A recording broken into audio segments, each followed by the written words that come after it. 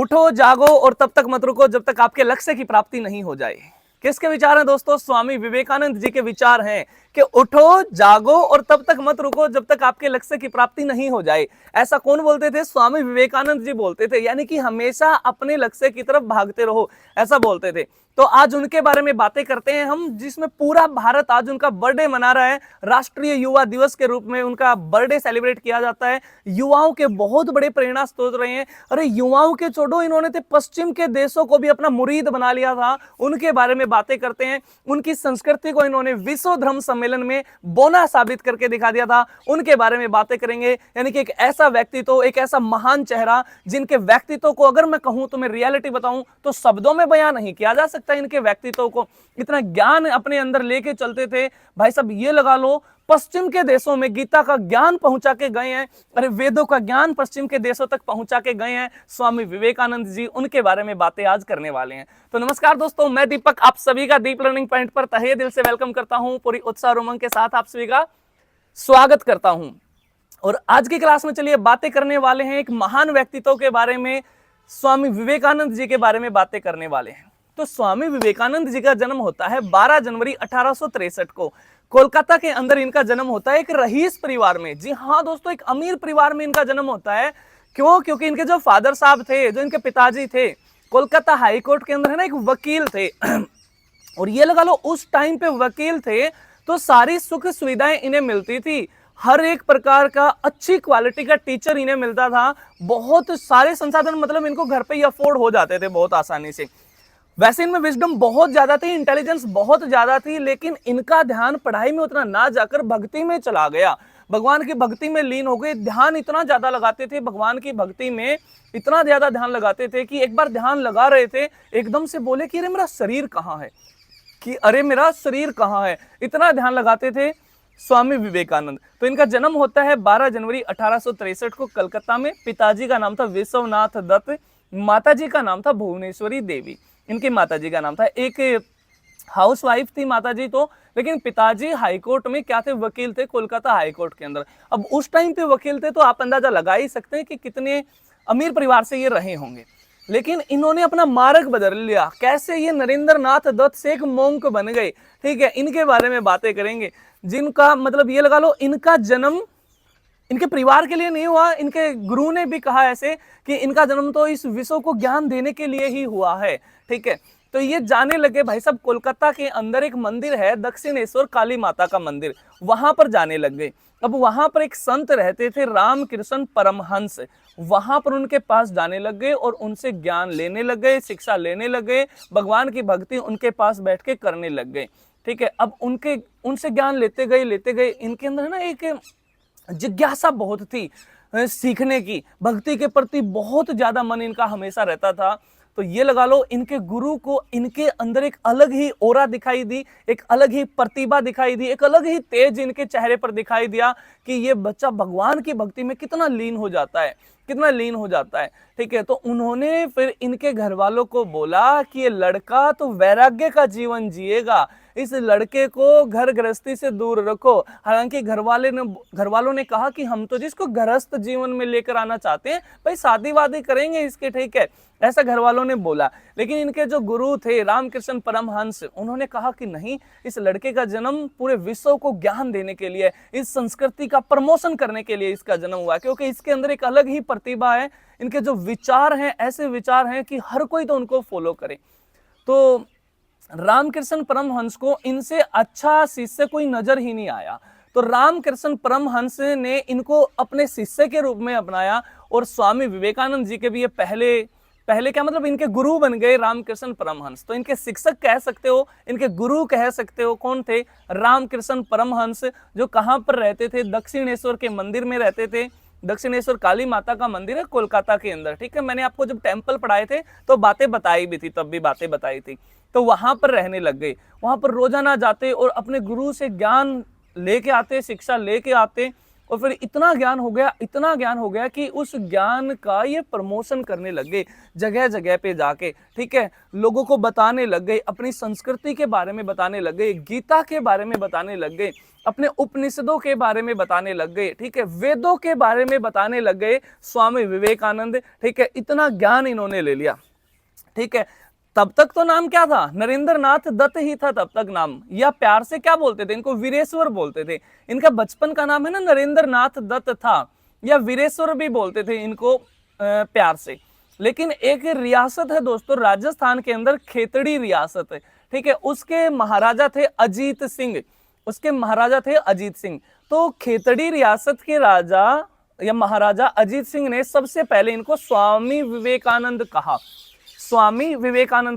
और स्वामी विवेकानंद का मतलब समझ रहे हो आप क्या होता है भाई साहब? स्वामी है ना, उसको बोलते हैं एक ऐसा व्यक्ति जिसका अपने शरीर की इंद्रियों पे बहुत अच्छा कंट्रोल है, उसको बोलते हैं स्वामी। और विवेक क्या है? जिसके पास बहुत ज्यादा बुद्धि है, जिसके पास है ना इंटेलिजेंस बहुत ज्यादा है, और ये तो इंटेलिजेंस का, ये तो मल्टी डायमेंशनल बुद्धि थे, ये तो बहुत ज्यादा बुद्धिमत्ता इनके अंदर थी। और विवेक जमा में आनंद, तो विवेकानंद बन गया है, यानी कि जो अपने जीवन को एक आनंदित मोड में रह के जी रहे थे, तो इनको नाम दे दिया उन्होंने, किसने? खेतड़ी रियासत के राजा स्वामी विवेकानंद जी ने इनको नाम दे दिया, ठीक है। फिर इनका नाम फेमस हो गया, स्वामी विवेकानंद जी के नाम से इनका नाम फेमस हो गया। फिर लोग इनको फॉलो करने लग गए, ठीक है, जगह जगह पर ये जाने लग गए, सभाएं करने लग गए, ठीक है, अपने ज्ञान का डंका इस भारत में बजाने लग गए, यानी कि भारत में इनकी फैन फॉलोइंग बहुत ज्यादा हो गई, ठीक है। अपने गुरु का नाम भी चमकाने लग गए, और इवन गुरु के नाम पर तो इन्होंने 1897 में शुरू भी किया है। कहां से आकर? शिकागो से वापस आकर अपने गुरु के नाम पे इन्होंने शुरू किया क्या? रामकृष्ण मिशन, जो आज भी काम कर रहा है, ठीक है। तो भारत में तो इनकी फैन फॉलोइंग बहुत अच्छी हो गई थी, बहुत अच्छे से लोग इनको जानने लग गए, इनकी बातें मानने लग गए, इनकी विचारधारा को प्रमोट करने लग गए, ठीक है, क्योंकि ये हमेशा बताते थे कि आध्यात्मिक ज्ञान से ऊपर है ना, भारत से ऊपर कोई देश नहीं है। हमेशा ये बताते थे हमारी संस्कृति एक महान संस्कृति है, इससे ऊपर संस्कृति नहीं है किसी भी देश की, हमेशा ये बताते थे स्वामी विवेकानंद, ठीक है। तो फिर इन्होंने देखा कि क्यों ना हम अपने इन उपनिषदों का, अपने इस गीता का, अपने वेदों का प्रचार देश विदेश तक करें, ठीक है। ये कोई पहले प्लान नहीं थे कि इनको शिकागो जाना पड़ेगा, लेकिन उस टाइम पर ये चले गए, शिकागो तो चले गए विदेश में, अमेरिका 1892 में चले गए। और इनका है ना विदेश जाने का खर्च किसने उठाया था? इनका विदेश जाने का खर्च खेतड़ी रियासत के राजा अजीत सिंह ने ही इनका विदेश जाने का खर्च उठाया था। तो यहाँ पर ये चले गए 1892 में, और फिर काफी लंबे टाइम तक रहे, वहां पर जाके भी अपना ज्ञान का प्रचार प्रसार करने लगे। लेकिन वहां पर फिर 1893 में अमेरिका का एक शहर पड़ता है शिकागो, बहुत फेमस शहर है, ठीक है, वहां पर एक विश्व धर्म सम्मेलन हो रहा था, ठीक है। अलग अलग धर्मों के बड़े बड़े लोग, बड़े बड़े व्यक्ति जो अपने अपने धर्म के ज्ञाता है, वो वहां पर आए थे, ठीक है, शिकागो के अंदर।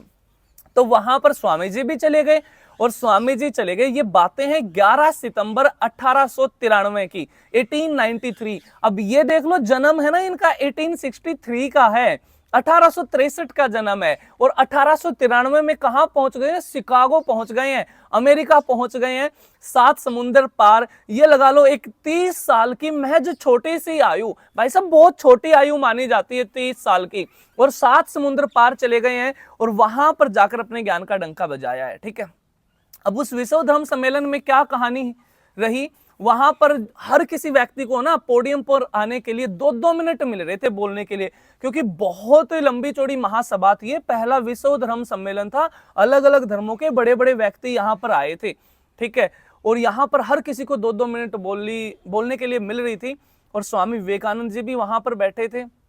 सब है ना स्वामी विवेकानंद जी का मजाक उड़ा रहे थे वहां पर, कि ये साधु संत क्या ही बोलेगा, ये भगवाधारी क्या ही बोलेगा, सिंपल सा तो इसका बाणा है, हम तो फिर भी एक लेडी मतलब जेंटलमैन है, ठीक है, लेडीज एंड जेंटलमैन बोलते थे ना वो, तो वो तो अपने आप को जेंटलमैन बोलते थे, सूट बूट लगा के रहते थे, टाई बेल्ट लगा के रहते थे, और वो हमेशा इनका उपहास करते थे, इनका मजाक बनाते थे। वहां पर विदेश में जो अंग्रेज लोग थे वो बोलते थे कि हम आपसे बहुत ऊपर हैं, हम महान हैं। लेकिन स्वामी विवेकानंद जी बोलते थे कि आपको है ना जेंटलमैन आपका टेलर बनाता है भाई साहब। कैसे बनाता है?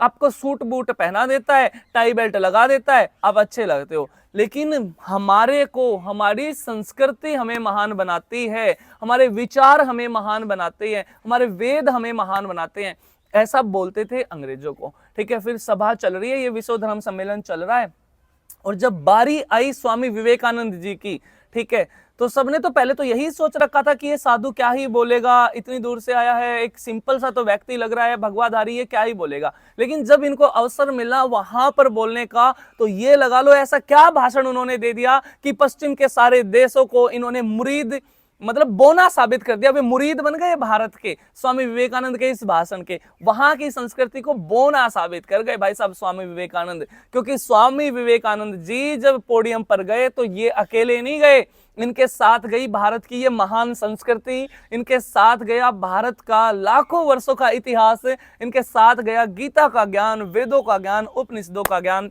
ये इनके साथ गया है। और वहां पर जाकर बोले हैं स्वामी विवेकानंद ने सबसे पहले एक ही बात बोली है कि my brothers and sisters of America.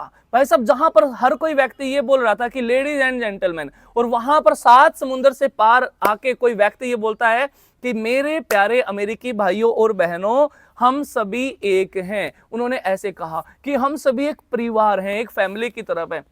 अब वहां पर ये देखो, एक व्यक्ति इतनी दूर से आके ये बातें बोल रहा है, तो उन्होंने आभास किया कि हाँ, इस व्यक्ति में वाकई में क्या है, ज्ञान भरा पड़ा है, ऐसा उन्होंने माना। और हमेशा एक एग्जाम्पल दिया इन्होंने, वहां पर एक एग्जाम्पल दिया कि जैसे नदियां है ना, निकलती हैं अलग अलग पर्वत से, अलग अलग माउंटेन से निकलती हैं, लेकिन आपस में आके मिल जाती है सारी कहां पर, समुद्र में। तो इन्होंने ऐसे ही कहा कि हम सब भी एक हैं, उस समुद्र की तरह, हम एक फैमिली की तरह हैं।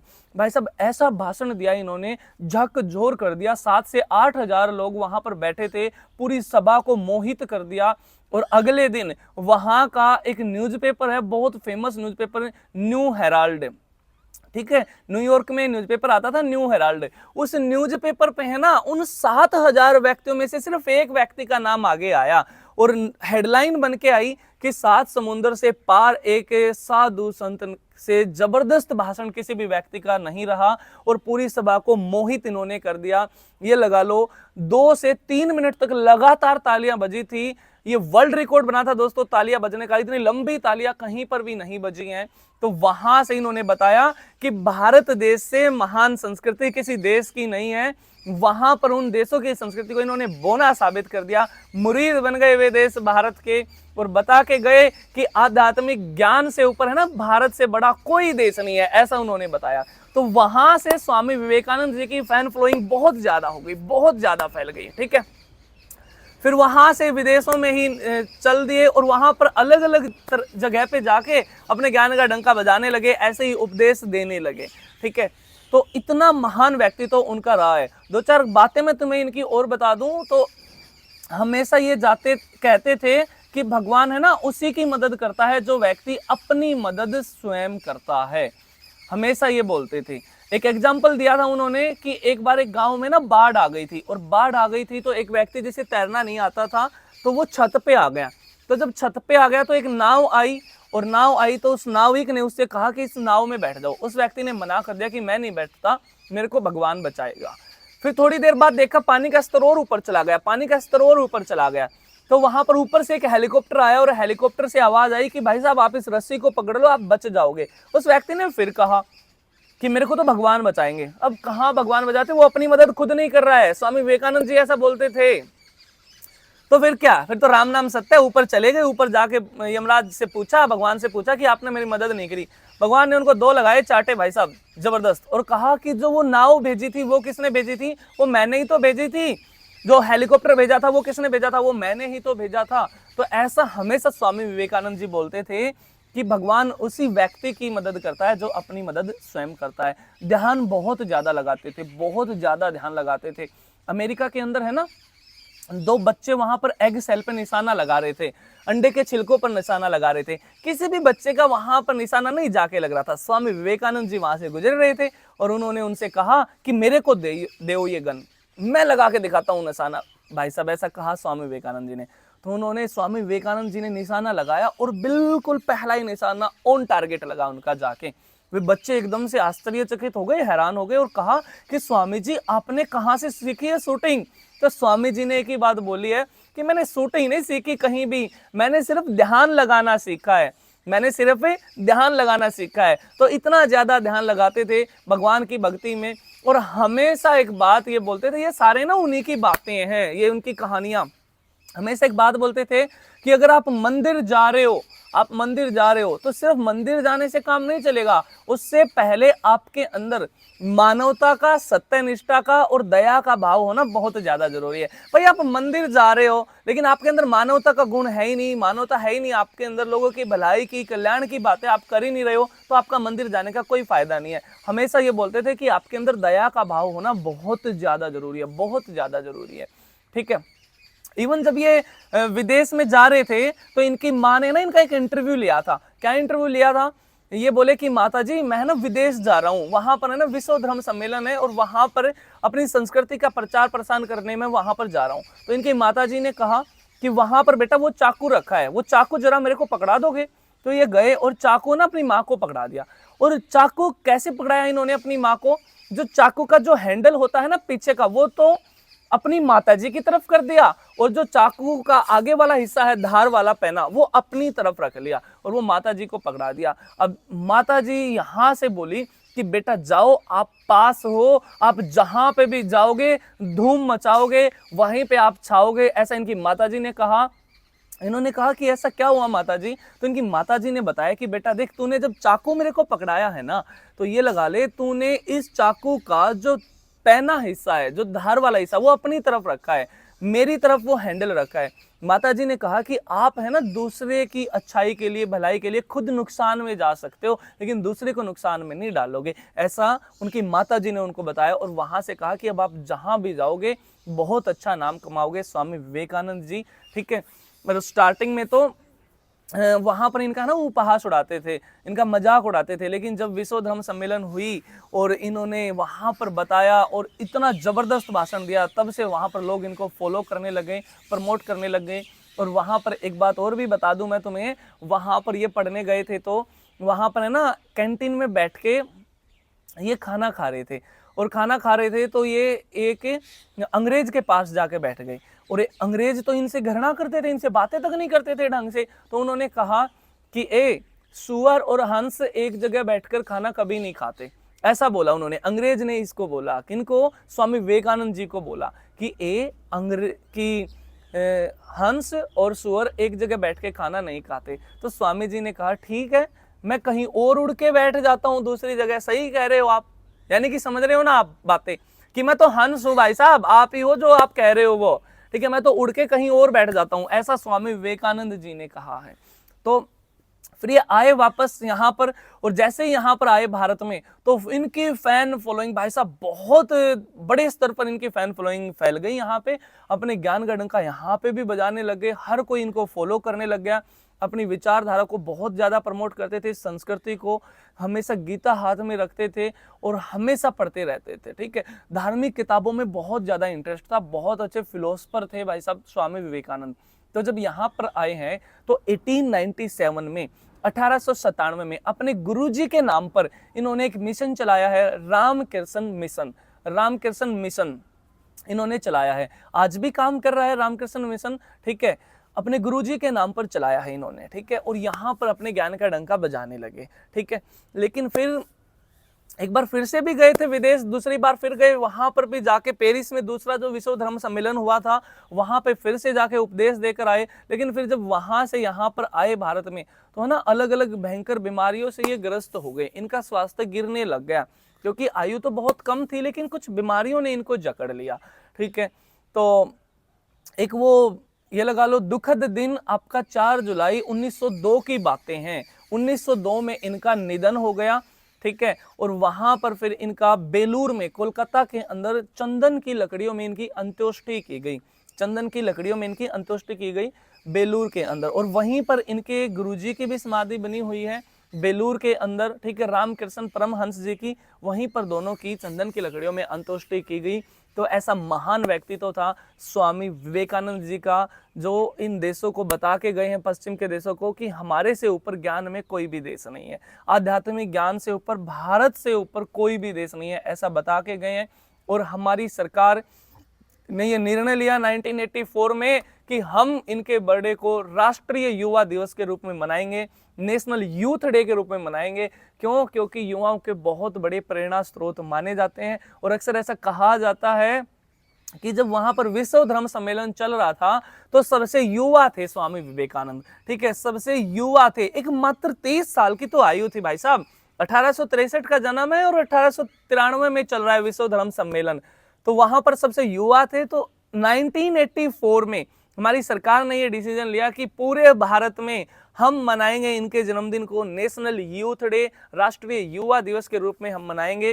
तो ऐसा महान व्यक्ति तो इनका रहा है। मैं इनको सादर प्रणाम करता हूं, और एक ऐसी माता को, ऐसे पिताजी को, उनको एक सादर प्रणाम नमन करते हैं हम कि एक ऐसी माँ जिन्होंने एक ऐसे पुत्र को जन्म दिया है, जिन्होंने पूरे भारत की संस्कृति को पूरे विश्व के आगे ले जाकर गए हैं, ज्ञान का डंका बजा कर गए हैं। तो दोस्तों आपको भी क्या देखना है, मतलब एक हमेशा मेरे को ये बात बड़ी फील होती है कि जब भी इनका बर्थडे आता है तो जगह जगह कार्यक्रम इनके नाम पर किए जाते हैं, जगह जगह फेस्टिवल मनाए जाते हैं, लेकिन जब बर्थडे आता है उसी दिन क्यों? अरे ये तो ऐसा महान व्यक्तित्व थे, ऐसा महान किरदार था इनका। हमेशा हर रोज इनके जीवन की एक भी बातें सीख लोगे तो उतना महान व्यक्ति तो आप सबका भी बन जाएगा, ठीक है। तो हमें इनके जीवन से ये प्रेरणा लेनी है, ये सीख लेनी है कि हम ध्यान लगाएंगे, जो भी आपका काम हो उसमें ध्यान लगाओ बस, ठीक है। बताइए ना स्वामी विवेकानंद जी ने बातें कि भगवान भी उसी की मदद करता है जो अपनी मदद स्वयं करता है, ऐसा स्वामी जी बोलते हैं, ठीक है। तो चलिए दोस्तों, और भी बातें इनके बारे में अगर मैं तुम्हें बताऊं तो अलग अलग इन्हें उपाधियां मिली हैं। सर्जन की प्रतिमा इनको बोला है, किसने बोला है? रविंद्रनाथ टैगोर जी ने बोला है इनको सर्जन की प्रतिमा। इवन रविंद्रनाथ टैगोर जी ने तो कहा है कि अगर किसी को भारत के बारे में जानना है ना तो स्वामी विवेकानंद जी को पढ़ लो, स्वामी विवेकानंद जी को जान लो। ऐसा किसने बोला है? रविंद्रनाथ टैगोर ने बोला है। और नेताजी सुभाष चंद्र बोस ने बोला है इनको आधुनिक भारत के निर्माता हैं स्वामी विवेकानंद, आधुनिक भारत के निर्माता हैं। इवन सुभाष चंद्र बोस जी ने तो ये भी कहा था कि अगर स्वामी जी जिंदा होते तो इनका सबसे पहले शिष्य मैं ही बनता। ऐसा किसने बोला है? सुभाष चंद्र बोस जी ने बोला है। और रोमा रोला ने तो इनको उपाधि दी है, किसकी? हिंदू नेपोलियन की इनको उपाधि दी है, क्योंकि हिंदू धर्म का प्रचार प्रसार बहुत ज्यादा करते थे, हमेशा गीता का ज्ञान बांटते रहते थे स्वामी विवेकानंद। और बहुत अच्छे फिलोसफर थे, बहुत अच्छे कवि थे। उद्बोधम के नाम से इनकी एक रचना है, बहुत फेमस है, बंगाली भाषा में है, उद्बोधम के नाम से। और प्रबुद्ध भारत के नाम से भी इनकी एक रचना है, बहुत फेमस है स्वामी विवेकानंद। तो देख लो आप कैसे नरेंद्रनाथ दत्त से स्वामी विवेकानंद बने हैं ये, और कैसे वहां पर गए हैं। विश्व धर्म सम्मेलन 1893 की बातें हैं। तो कुछ ऐसी कहानी रही है दोस्तों आज स्वामी विवेकानंद की। तो इन सबको सादर प्रणाम करते हैं स्वामी विवेकानंद जी को, ठीक है। और आज की क्लास यहीं तक रखते हैं, बाकी बातें कल करेंगे, सेम टाइम सेम जगह अगले दिन। तब तक के लिए सारे खुश रहो, मस्त रहो, स्वस्थ रहो, अपना ख्याल रखो, अपने घर वालों का ख्याल रखो। जय हिंद, जय भारत, वंदे मातरम।